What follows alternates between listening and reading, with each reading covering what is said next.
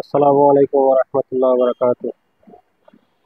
আজকে আসছি আসলে আমরা কিছু কথা বলবো জামায়াতের কিছু ভুল ধারণা নিয়ে।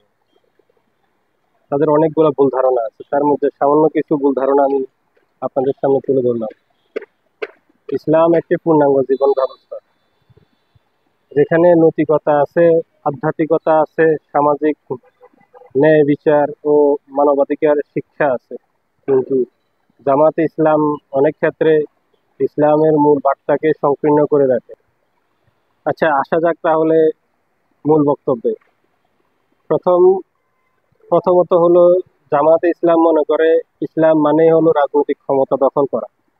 কিন্তু বাস্তবে ইসলাম শুধু একটা রাষ্ট্র ব্যবস্থা নয়, বরং মানুষের ব্যক্তিগত জীবন থেকে শুরু করে পারিবারিক, সামাজিক সব ক্ষেত্রে নৈতিকতা ও ন্যায় বিচার প্রতিষ্ঠা করাকে ইসলাম সেটাই দিকে শিক্ষা দেয় এবং সেই শিক্ষা গ্রহণ করতে বলে।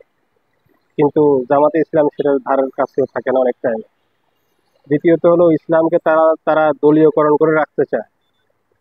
যারা জামায়াতের আদর্শে মানে না, তাদেরকে তারা কখনো বলে অপূর্ণ মুসলমান, অথবা ইসলামের বাহিরে বলে আখ্যা দেয়। অথচ ইসলাম সবার জন্য সমান। ইসলাম কোনো দলের এম, সম্পত্তি নয়। তৃতীয়ত হইল, জামায়াত ইসলাম সব সময় সহিংসতাকে বৈধতা দিতে চায়।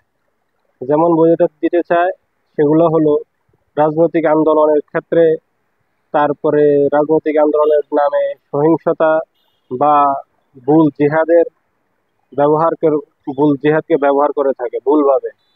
অথচ ইসলাম শান্তি, করুণা ও জীবন মর্যাদাকে সর্বোচ্চ স্থান দিয়েছে অনেক টাইমে।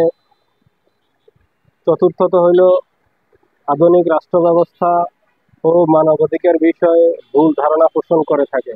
গণতন্ত্র, নারী পুরুষ সাম্য, সমতা, মানবাধিকার, এইসবকে তারা পশ্চিমা সংস্কৃতি বলে প্রত্যাখ্যান করতে চায়। অথচ ইসলামের মূল নীতিতে ন্যায়, নারী অধিকার, মানব মর্যাদার স্বীকৃতি দেওয়া হয়েছে। পঞ্চমতম হলো, ইসলামের ইতিহাসকে ভুলভাবে কপি করা। তারা মনে করে আজকের যুগেও খলিফা শাসন হুবহু আনা সম্ভব, কিন্তু ইতিহাস ও বর্তমান ব্যবস্থা এক নয়। রাষ্ট্র ও সমাজ ও আন্তর্জাতিক পরিবেশ অনেকটা ভিন্ন, তারা সেটা মানতে চায় না। তারা একঘেয়েমি করে কথাবার্তা বলে, একঘেয়েমি রাজনীতি করতে চায় তারা। তো এটা তাদের জন্য সুফল নিয়ে বয়ে নিয়ে আসবে না। পরিশেষে এতটুকুই বলা যায়, ইসলামকে যদি আমরা শুধু ক্ষমতার রাজনীতির মধ্যে সীমাবদ্ধ করি, তাহলে ইসলামের নৈতিকতা, আধ্যাত্মিকতা ও মানব শিক্ষা হারিয়ে যাবে। আমাদের মনে রাখতে হবে, ইসলাম এসেছে মানবতার মুক্তির জন্য, শুধু মানুষের রাজনৈতিক ক্ষমতা দখলের জন্য নয়। তো তাহলে আজকের জন্য এতটুকুই। আল্লাহ হাফেজ। আসসালামু আলাইকুম।